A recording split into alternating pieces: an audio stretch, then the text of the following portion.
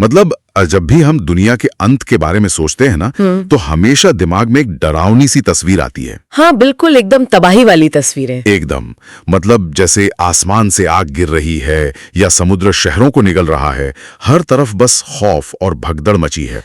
Hollywood की फिल्मों ने तो हमारे दिमाग में यही द एंड वाली खौफनाक इमेज सेट कर दी है। सही कहा आपने। इंसान वैसे भी स्वभाव से ही बदलाव से बहुत डरता है। हाँ वो तो है। और जब बात पूरी दुनिया के खत्म होने की हो, तो इंसान का मनोविज्ञान उसे एक गहरे डर और नुकसान के तौर पर ही देखता है। लेकिन सोचिए, अगर ये कोई तबाही का मंजर न हो तो, अगर दुनिया का अंत कोई मातम मनाने का वक्त नहीं, बल्कि एक बहुत बड़ा जश्न हो। अच्छा। हाँ, एक ऐसा पल जिसे खौफ की नजर से नहीं, बल्कि एक लंबी थका देने वाली यात्रा के बाद वापस अपने घर जाने की खुशी के रूप में देखा जाए। आज की हमारी इस गहन चर्चा में हम कुछ ऐसा ही समझने वाले हैं। जी बिल्कुल। आज हमारे पास जो स्रोत है वो ब्रह्मा कुमारी संस्था का 16 मई 2026 का एक आध्यात्मिक संदेश है, जिसे वे मुरली कहते हैं। चलिए इसे थोड़ा विस्तार से समझते हैं, क्योंकि ये विनाश के पूरे कॉन्सेप्ट को ही पलट देता है। और यहाँ सबसे दिलचस्प बात यह है कि ये दस्तावेज कोई कहानी नहीं सुना रहा है। हाँ, ये एक पूरा का पूरा नया सिस्टम ऑफ थॉट, मतलब विचारों की एक प्रणाली पेश करता है। देखिए, हम यहाँ किसी विचारधारा को सही या गलत नहीं ठहरा रहे हैं। बिल्कुल, हम सिर्फ विश्लेषण कर रहे हैं। जी, हम बस ये अध्ययन कर रहे हैं कि कैसे ये संस्था एक बहुत ही विशिष्ट शब्दावली का इस्तेमाल करके इंसान की चेतना, समय और शरीर के प्रति उसके नजरिए को पूरी तरह बदल देती है। एकदम। और इस फिलॉसफी को गहराई से समझने के लिए हमें सबसे पहले उस नींव को समझना होगा जिस पर यह टिकी है। जी। इस दस्तावेज में वर्तमान समय को समझाने के लिए एक बड़ा ही अजीब और सीधा शब्द इस्तेमाल किया गया है, छी-छी दुनिया। हाँ, छी-छी दुनिया। मतलब पहली बार सुनने में ये किसी छोटे बच्चे की भाषा जैसा लगता है ना? लेकिन क्या इस दुनिया को छी-छी या पूरी तरह से खराब मान लेना थोड़ा निराशावादी नहीं लगता? निराशावादी? हाँ, मतलब अगर इंसान ये मान ले कि सब कुछ बस खत्म होने वाला है, तो वो समाज को बेहतर बनाने की कोशिश ही क्यों करेगा? ये एक बहुत ही लाजमी सवाल है। लेकिन यहाँ छी-छी शब्द का मतलब किसी भौतिक गंदगी से नहीं है। अच्छा, मतलब सड़कों पर पड़े कचरे से नहीं? बिल्कुल नहीं। ये दर्शन इसे एक बहुत ही गहरे आध्यात्मिक पतन के रूप में देखता है, जहां दुनिया बाहर से चाहे कितनी भी चमचमाती दिखे, पर अंदर से विकारों और दुखों से भर चुकी है। और रही बात निराशावाद की, तो ये दर्शन समय को एक सीधी रेखा में नहीं देखता। तो फिर कैसे देखता है? ये समय को एक चक्र के रूप में देखता है। इस चक्र में एक अवस्था है सतो प्रधान, जब सब कुछ शुद्ध और पवित्र था। फिर गिरावट आती है और दुनिया तमो प्रधान अवस्था में पहुंच जाती है, यानी जो आज का अत्यंत अशुद्ध समय है। जी बिल्कुल। तो ये निराशावाद नहीं, बल्कि एक डायग्नोसिस है। मतलब जैसे एक डॉक्टर कहता है कि बीमारी आखिरी स्टेज पर है, पर इसके बाद नया जीवन शुरू होगा। एकदम सही। इसे समझने के लिए मैं एक रोजमर्रा की उपमा देता हूँ। मान लीजिए आप एक बहुत ही पुरानी जर्जर इमारत में रह रहे हैं। हाँ, जहाँ सब कुछ टूट रहा हो। बिल्कुल, दीवारों से प्लास्टर गिर रहा है, पाइप लीक कर रहे हैं। ये है हमारी छी-छी दुनिया, जिसे इस ज्ञान में कलयुग या आयरन एज कहा गया है। जी। लेकिन आपको पता है कि बस कुछ ही दिनों में आपको इस पुरानी इमारत को छोड़कर एक नए आलीशान घर में शिफ्ट होना है, जिसे गोल्डन एज या सतयुग कहा गया है। तो आप पुरानी इमारत के टूटने का मातम तो नहीं मनाएंगे ना? बिल्कुल नहीं, आप खुश होंगे। ये उपमा इस दर्शन को बहुत सटीक तरीके से पकड़ती है। और इस गिरावट को समझाने के लिए एक और रूपक है, खाद पड़ना। खाद पड़ना? जैसे खेतों में डालते हैं? नहीं, यहाँ खाद का मतलब मिलावट से है। जैसे शुद्ध सोने में तांबा मिला दें तो उसकी शुद्धता कम हो जाती है ना? हाँ, उसकी असली चमक चली जाती है। बस वैसे ही समय के साथ आत्मा रूपी शुद्ध सोने में विकारों की खाद मिल जाती है। इसी गिरावट को गोल्डन, सिल्वर, कॉपर और आयरन एज के रूप में बताया गया है। अरे वाह! आधुनिक दुनिया तो इतिहास को हमेशा प्रोग्रेस मानती है कि हम पाषाण युग से एआई युग में आ गए। हाँ, लेकिन ये दर्शन इतिहास को पतन की आध्यात्मिक यात्रा मानता है। और इसी पतन के आखिरी पड़ाव के लिए खास बात कही गई है, बहुत गई थोड़ी रही। जी, मतलब कलयुग का समय लगभग पूरा हो चुका है, अब बस घर लौटने का समय है। लेकिन मेरे दिमाग में एक सवाल आ रहा है, अगर ये दुनिया वाकई एक टूटती इमारत है, तो हम इससे इतने चिपके हुए क्यों हैं? यही तो सबसे बड़ी चुनौती है। इसका कारण है हमारा अपने शरीर से अत्यधिक जुड़ाव। जिसे यहाँ देह का भान कहा गया है। देह का भान। जी, इसका मतलब सिर्फ ये जानना नहीं है कि मेरे पास एक शरीर है।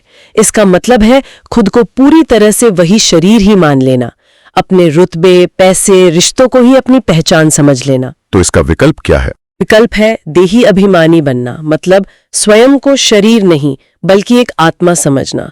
जब तक ये देह का भान नहीं टूटता तब तक वो गोल्डन एज या स्वर्ग का फर्स्ट क्लास शरीर नहीं मिल सकता। इस कॉन्सेप्ट को समझाने के लिए एक बड़ा ही विजुअल शब्द इस्तेमाल हुआ है, पुरानी खाल। हाँ बिल्कुल, सांप की केंचुल की तरह। एकदम, जैसे सांप अपनी पुरानी खाल को बिना किसी लगाव के छोड़ देता है। लेकिन प्रैक्टिकली सोचिए, जिस शरीर में हम हर पल सांस लेते हैं, चोट लगने पर दर्द महसूस करते हैं, उसे भूलना क्या मुमकिन है? ये मानव मनोविज्ञान की सबसे बड़ी चुनौती है। जिस पहचान को हमने दशकों तक जिया है उसे नकारना आसान नहीं है। इसीलिए देह का भान तोड़ने के लिए यहाँ कुछ कड़े अभ्यास बताए गए हैं, जैसे 108 चत्तियों वाला कपड़ा। हाँ, ये हिस्सा तो मुझे बहुत हैरान कर गया। मतलब 108 तो वैसे भी बहुत पवित्र नंबर है, पर यहाँ 108 पैबंद या चत्तियों वाले कपड़े की बात क्यों हो रही है? इसके पीछे का मनोविज्ञान बहुत गहरा है।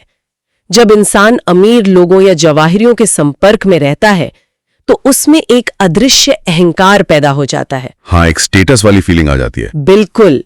इस अहंकार को तोड़ने के लिए जानबूझकर साधारणता अपनाने की बात कही गई है, जिसका प्रतीक ये चत्तियों वाला कपड़ा है। ये गरीबी का दिखावा नहीं है। तो ये क्या है? ये अपने अहंकार पर हथौड़ा मारने का तरीका है। जब आप साधारण बनते हैं तो समाज आपको वो सम्मान नहीं देता जिसके आप आदी हैं। तब जो घर्षण महसूस होता है वही देह के भान को तोड़ता है।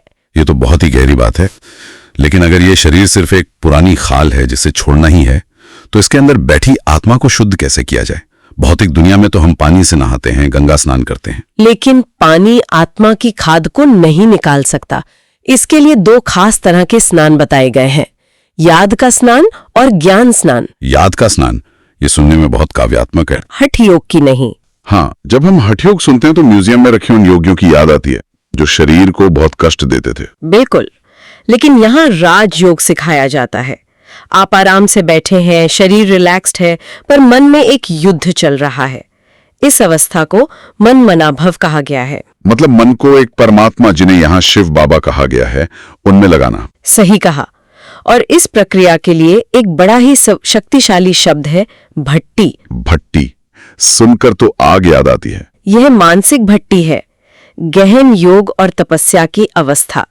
जब कोई आपका अपमान करे तो गुस्सा बाहर निकालने की बजाय उसे आत्मनिरीक्षण की आग में डाल देना। अच्छा, तो इस घर्षण को भट्टी कहते हैं? हाँ, इसी भट्टी में योग बल से सारे पुराने पाप भस्म होते हैं और इसके लिए विचार सागर मंथन बहुत जरूरी है। मतलब ज्ञान की गहराई में जाकर चिंतन करना, और ये सब परमात्मा की श्रीमत या श्रेष्ठ राय से होता है। जी बिल्कुल, इसी से ज्ञान का तीसरा नेत्र खुलता है। लेकिन एक मिनट रुकिए, भट्टी, तपस्या, विचार सागर मंथन, ये सब सुन के तो लगता है इंसान को घर बार छोड़कर जंगल जाना पड़ेगा। आज की भागदौड़ में ये सब कैसे होगा? यही तो इस दर्शन का सबसे बड़ा यू टर्न है। ये संन्यास की नहीं बल्कि प्रवृत्ति मार्ग की बात करता है। प्रवृत्ति मार्ग मतलब परिवार के बीच रहना? हाँ, आपको अपने घर, परिवार और जिम्मेदारियों के बीच रहना है। इसे डबल कोर्स कहा गया है। अरे वाह, ये तो आध्यात्मिक मल्टीटास्किंग हो गई। मतलब ऑफिस में एक्सेल शीट भी बनाओ और अंदर आत्मा की पढ़ाई भी करो। पर क्या ये प्रैक्टिकल है? यही तो असली परीक्षा है। जंगल में शांत रहना आसान है, पर असली शांति वो है जो बाजार के शोर में भी कायम रहे। और जो ये डबल कोर्स करता है वो रूहानी सर्विस करने के लायक बनता है। रूहानी सर्विस मतलब लोगों को ज्ञान सुनाना और पैगाम देना। पैगाम देना तो है, पर सबसे गहरी सेवा है स्थिति से सेवा करना। स्थिति से सेवा, बिना बोले। जी, अगर आप भट्टी में तपकर एक रस स्थिति बना लेते हैं जहां आप हर हाल में अचल अडोल रहते हैं, तो आपकी शांति दूसरों को महसूस होती है। मतलब आप एक शक्ति स्वरूप बन जाते हैं। बिल्कुल, आपका वाइब्रेशन ही आपका संदेश बन जाता है। इसी से भविष्य की प्रजा बनती है और आपको रिगार्ड मिलता है। ये तो बहुत शक्तिशाली है। मतलब आपकी शांति ही आपका सबसे बड़ा भाषण है। तो इस कठिन डबल कोर्स को पास करने का अंतिम इनाम क्या है? इसका अंतिम परिणाम है अतीन्द्रिय सुख। अतीन्द्रिय सुख, जो इंद्रियों से परे हो। हाँ, आत्मा का अपना गहरा आनंद जो किसी भौतिक चीज पर निर्भर नहीं करता। इस यात्रा को श्याम से सुंदर बनना कहा गया है। मतलब जो आत्मा विकारों से काली या श्याम हो गई थी, वो वापस सुंदर और पवित्र बन जाती है, सर्वगुण संपूर्ण और सोलल कला संपूर्ण बन जाती है। एकदम सही। और इस अवस्था तक पहुंचने वाले को माया जीत कहा जाता है, जो विकारों पर विजय पा लेता है। और वो पास विद ऑनर होता है ना? जी, और उसे त्रिकालदर्शी की सीट मिलती है। त्रिकालदर्शी मतलब जो तीनों कालों को समझता हो। हाँ, जिसे भूत, वर्तमान और भविष्य की समझ हो। उसे पता है कि ये सृष्टि चक्र एक नाटक है, इसलिए वो हर स्थिति में शांत रहता है।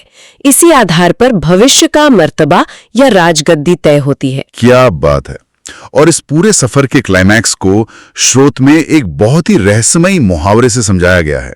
मिरुआ मौत, मलू का शिकार। हाँ, ये मुहावरा बहुत गहरा है। इसका अर्थ श्रोत में दिया गया है, हम मलूक बन अपने माशूक के साथ घर जाएंगे। अगर हम इसे डिकोड करें तो मलूक का मतलब फरिश्ता है ना? जी, एक हल्की आत्मा जिस पर देह के भान का कोई बोझ न हो। और माशूक का मतलब है प्रियतम परमात्मा। और मिरुआ मौत का मतलब कि मौत तो वैसे भी निश्चित है, वो शिकारी की तरह है। बिल्कुल, ये दर्शन मौत के खौफ को खत्म कर देता है। ये कहता है कि मौत कोई अंत नहीं, बल्कि फरिश्ता बनकर अपने प्रियतम के साथ घर यानी परम धाम लौटने का मौका है। वाह! तो अगर हम आज की इस पूरी चर्चा का सार निकालें तो हमने एक ऐसी डिक्शनरी देखी जो हमें देही अभिमानी बनना सिखाती है, जो दुनिया को छी दुनिया से गोल्डन एज की ओर जाने वाले एक झाड़ या चक्र की तरह देखती है। हाँ, बिल्कुल। जहां आत्मा बाहरी पानी से नहीं बल्कि याद के स्नान से शुद्ध होती है। और सबसे बड़ी बात, हमें घर परिवार नहीं छोड़ना, बल्कि डबल कोर्स करते हुए अपनी अचल अडोल स्थिति बनानी है। और ये सब इसलिए ताकि हम अपनी पुरानी खाल का मोह समय रहते छोड़ सकें। बिल्कुल। तो इस गहरी चर्चा को समाप्त करते हुए एक विचार जो हमें जरूर सोचना चाहिए, हम सब अपनी रोजमर्रा की जिंदगी में कितने तनाव, ईएमआई और सामाजिक पहचान का बोझ ढोते हैं। जी, हम रुतबे को ही सच मान लेते हैं। हाँ, लेकिन अगर हम बस एक पल के लिए इस नजरिए को अपना लें, अगर हम इन सब चिंताओं को सिर्फ एक पुरानी खाल मान लें जिसे कल छोड़ना ही है, तो क्या हमारा मानसिक बोझ एकदम हल्का नहीं हो जाएगा? बिल्कुल सोचने वाली बात है। क्या ये डिटैचमेंट हमें दुनिया से काटता है या फिर हमें आजाद करता है ताकि हम अतीन्द्रिय सुख का अनुभव कर सकें? क्योंकि अगर दुनिया का अंत सिर्फ पुरानी जैकेट उतारकर नई सुबह में जाने जैसा है तो डरने की क्या बात है? जी, बिल्कुल नहीं। सोचने के लिए बहुत कुछ है। उम्मीद है कि विचारों को झकझोरने वाली ये गहरी चर्चाएं आगे भी जारी रहेंगी। तब तक के लिए विचार सागर मंथन करते रहिए।